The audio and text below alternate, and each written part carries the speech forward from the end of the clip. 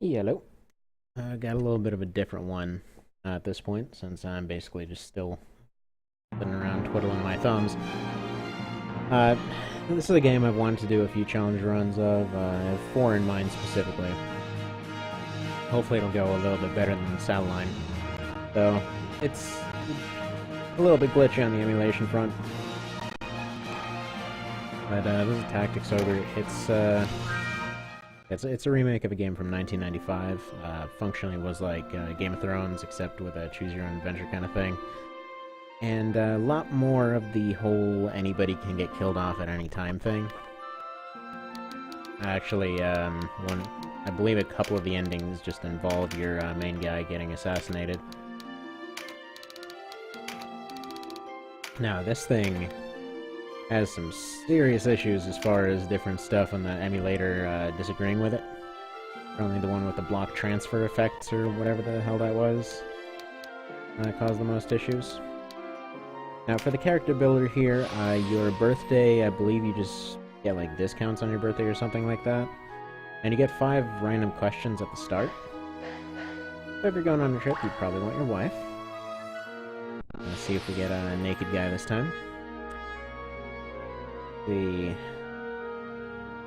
So these two on the left and right kind of sound like seminars that he would send you to. So probably want to figure out how to win whatever you're doing instead.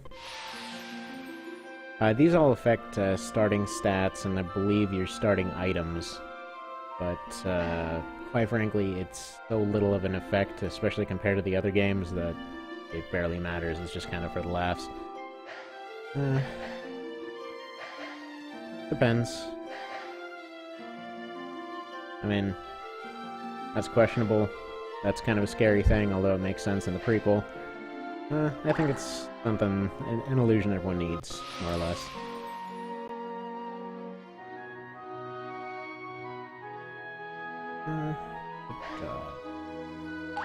Yeah, for this one, you're probably winning just because you had good peoples. And yeah, we got the naked Roman guy. And how do you define victory? Making that picture go away.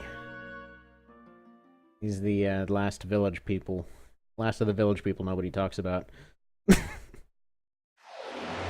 So yeah, those cards are different every time.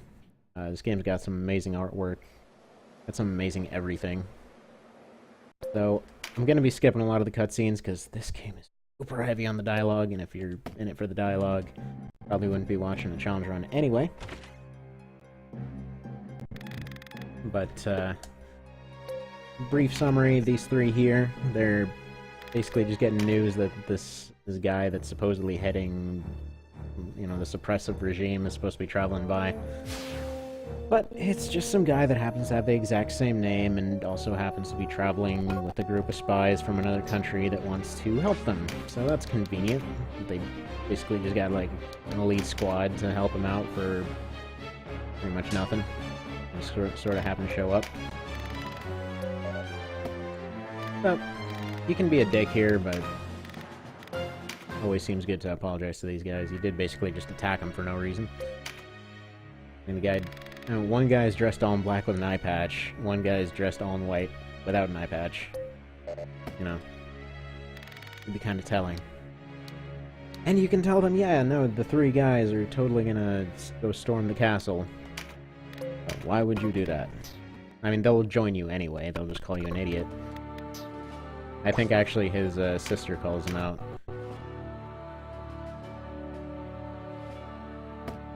But here's the gist of this run. So normally you have, and I apologize for the laggy menus. This is as good as I was able to get it so far. So basically you got all your different skills here. Like you got action skills that'll just end your turn. These are ones that are usually pretty OP. Like for the warrior guy here, it's 100% accuracy, 100% crit, and 100% knockback. So if like you use this and somebody's on a wall or a cliff or on the edge of the map, it's just like an insta-kill. Otherwise, it's likely going to take off like 2/3 of their health, at least. And you got all your different weapon proficiencies after you get 2nd rank in this. you get a move of some kind, which are kind of strange in their balance. Like, okay, fists, you just get, like, a stronger punch. Daggers, you get a, like, long-range slash for some reason. Swords, you get a double slash. Two-handed swords, you just get, like, a 25% increase in damage or something like that with its first one. I mean, they each have, like, I believe, up to 6 different moves. From 1 to 6 different moves, I believe. Just depending. This one just damages and silences. That's pretty useful, actually. This one is just extra crushing damage. Sometimes it's just extra damage. Cudgels suck. They are utter trash, but if you get the actual skill up, then you basically just get a move that lets you hit like 4 times. Which is still for trash damage, but I've read that some people made super specific builds with specific maces. Because most of these are stabs, but then there's maces in there too. They're still not very good and very limited in their overall utility. But I've heard that some people have gone ridiculously out of their way to make them good. I don't know. This one is just, you spray some water out of your whip for some reason. Bows, their first move will just lock somebody, it'll prevent them from moving. Second and third ones just deal different damage, and then the fourth one just turns somebody to your side. Seems like some of these are not quite as balanced as others. Now, in my opinion, crossbows are absolutely broken off the start. Because a few missions in, you can get two-handed crossbows. They pretty much just blow away anything in one hand. And their first move is an AoE thing, which, by the way, with how much damage they do, you'll get that second rank pretty quick. It's all based off damage. That's why cudgels take forever. And that 0.0, by the way, yeah, it does go in, like, you go into tenths of a percent. It takes forever. You need to hit something like 400 times with a cudgel for second rank. Anyway, yeah, crossbows, the first level up you get off of this is an AoE, just pretty much just a grenade launcher. It's stupid. Thrown, this ranks up, but I don't think they ever get a kill move. Then from here you just have just bonuses against certain races and such. That also works for recruitment. You get augments. If you rank these up quite a bit, and usually you have to go through this bizarre process of running into the wild, finding some people that have an augment in their top 4 skills, basically recruiting them, letting them die, and then transferring them into one of your existing guys. Because that's not messed up at all. And, yeah, then you get, like, a few extra damage off a hit. Usually you would just buff, like, if somebody had, like, ice, for example, you would just buff them with ice, and then suddenly their ice buff would do a lot more. Really specific. I mean, for how much people tell me that it's the epitome of the end game, I don't know. I personally found just randomly turning enemies against each other was a lot more effective. Petrify especially gets ridiculously broken in the end game. Like, end game and post-end game, because it just goes on and on and on and on and on. Apparently people were asking for all the extra content ever. But yeah, suddenly everything's petrifying all the time. So this little skill here, right at the very start of the game, this is probably one of the most useful. And you unlock more of these as you go along, too. You get counterattacks, knockbacks, Strengthen and Fortify, which only work if you're already stronger or tankier than the other guy. Who the hell knows what that's all about. I think it was just meant to be if you... It helps you be better at what you're already good at. I don't know, they're too specific. It's not great. I really don't like how these two are handled. True Strike, that's just general accuracy. Trajectory is pretty cool. It just gives you a laser sight on your bow or crossbow or thrown weapons or anything. And then you got your different item uses. You got your dodge moves. So here's the deal, though. This run's going to be not using any of those. Actually, the only skills that are going to be allowed are going to be ones that are given from items. And those are a little specific into when they actually work.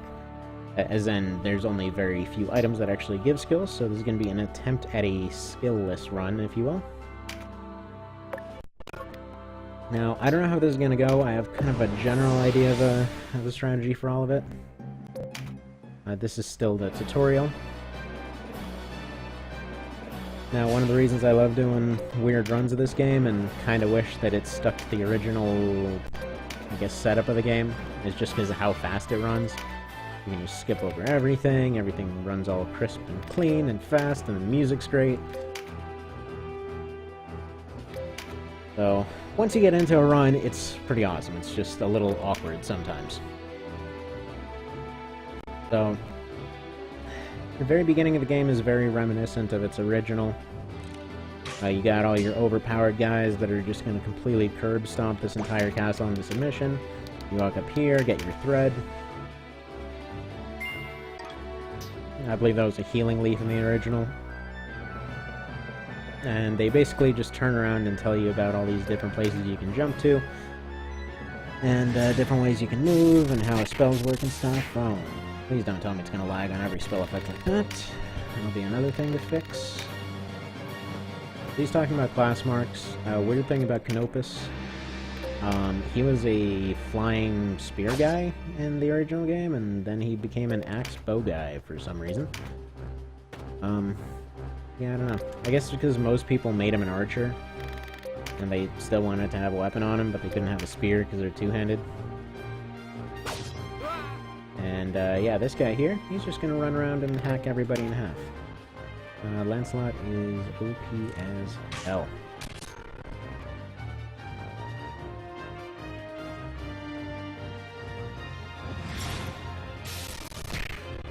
Now, I'll figure out what's causing that little delay after this first part, because I thought I got all the delays figured out.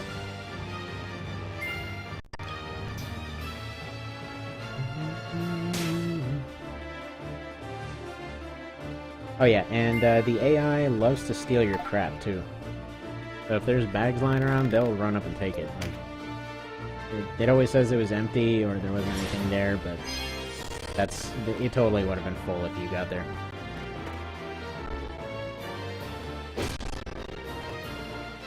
Specifically the damage text that's causing that, which is the weirdest part. Huh. Have all the stupidly specific problems. Like, I have a problem with space rendering over in Silent Line. And this one I had problems with the menus just plain not wanting to load. Then I had issues with the music lagging. Then I had issues with the graphics just plain disappearing on some settings. And I guess now it's at least down to only the damage text. Jeez.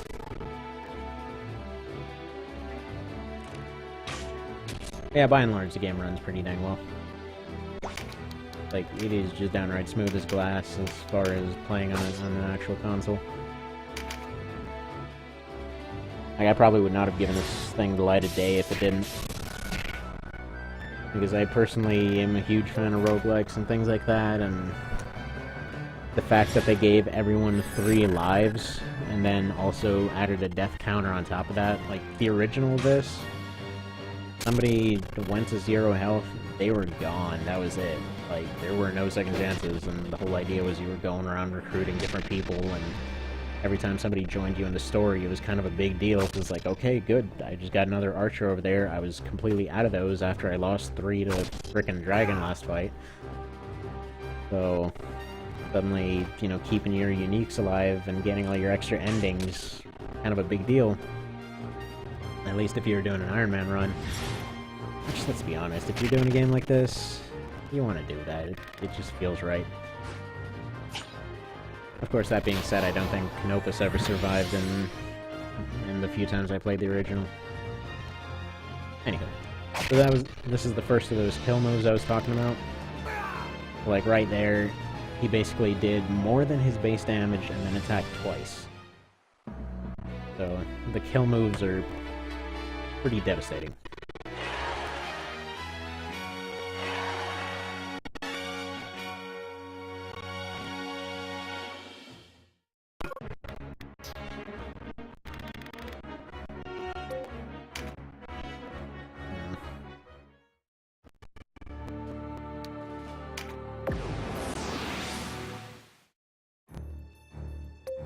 I would just save and get started on everything, but this is kind of the last of the tutorial parts.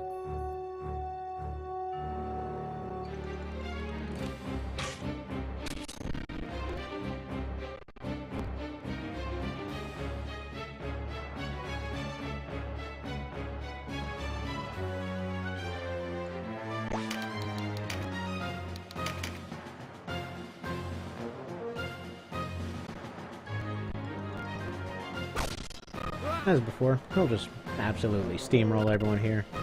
Their leader will get a little bit annoyed, kind of wondering why they brought such overpowered people into their tiny castle here.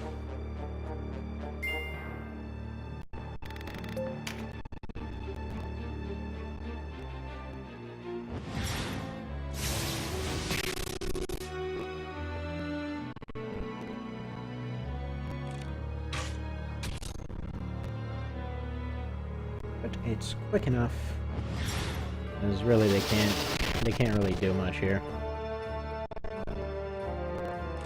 Like his two bodyguards that are way weaker than him can do a pretty decent chunk of damage as they are. His wizard guy does a good bit of damage, and then he'll just insta-kill everybody he touches.